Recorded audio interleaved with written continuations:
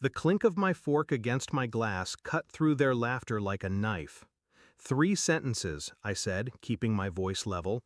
By the second, my mother's face had gone pale. It's funny, when you're born into a family that measures love by usefulness, invisibility becomes your second skin. I was the quiet one, the overlooked one.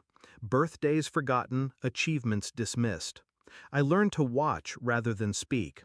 They thought my silence was weakness. It wasn't. It was reconnaissance. Growing up, my brother Mark was the golden child.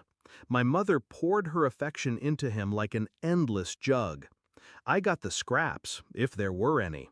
When I graduated top of my class, she said, "You should thank your brother for setting a good example." That was the day I realized no matter what I did, I'd never be more than an accessory in their lives. But I also realized something else. If they didn't notice me, they wouldn't notice what I was doing. The turning point came 2 years ago, at my father's funeral. I stood off to the side while Mark shook hands with every business contact Dad ever had. My mother stayed glued to her phone, already talking about selling the dead-weight properties. One of Dad's old friends, a man named Reynolds, pulled me aside. "Your father left a few things, sensitive things. You're the only one I trust with them." In that folder was the blueprint for my revenge. Bank records, quiet investments, deeds, and more importantly, the passwords. Dad had kept a substantial portfolio in my name. My mother and brother didn't know. They thought I had nothing. For months, I played my role, the forgotten one. Mark bragged about the business deals he made. What he didn't know was that the anonymous investor keeping his company afloat was me, and I owned 51% of it. My mother sold off properties for cheap. Every buyer? Shell companies I controlled. She thought she was cutting me out. In reality, she was handing me the city block brick by brick. Tonight's dinner was supposed to be a family meeting. Translation, they wanted to lecture me about pulling my weight and not embarrassing the family. Halfway through Mark's monologue about how important he was, I set my fork down.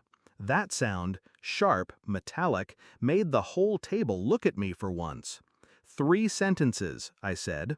They smirked, thinking I was about to apologize.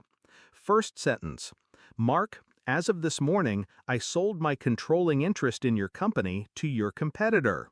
His laugh died halfway. He blinked like he didn't understand English.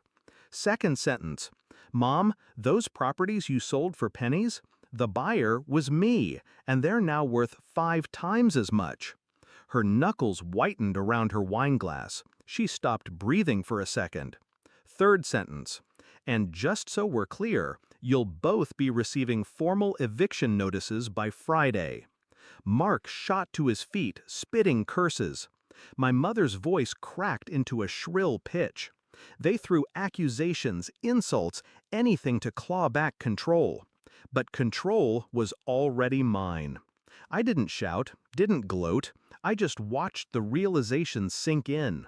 The dawning horror that the nobody they ignored had been dismantling their kingdom piece by piece. Mark's company was already signing new contracts under his rival's banner. My mother's assets were locked behind legal protections she couldn't touch. The house they sat in belonged to one of my shell companies. As I stood to leave, my mother's voice trembled. "Why would you do this? We're family." I paused at the door. "You're right. We are family. That's why I let you keep the cars." I walked out into the cool night air, the city humming with life around me. For the first time, I didn't feel invisible. I felt inevitable. They'll spin their stories, paint me as the villain. That's fine. Villains don't need permission to win. They taught me I didn't matter. Now they live in a world I own. And I'll be honest, being a nobody is the perfect cover to become someone unstoppable.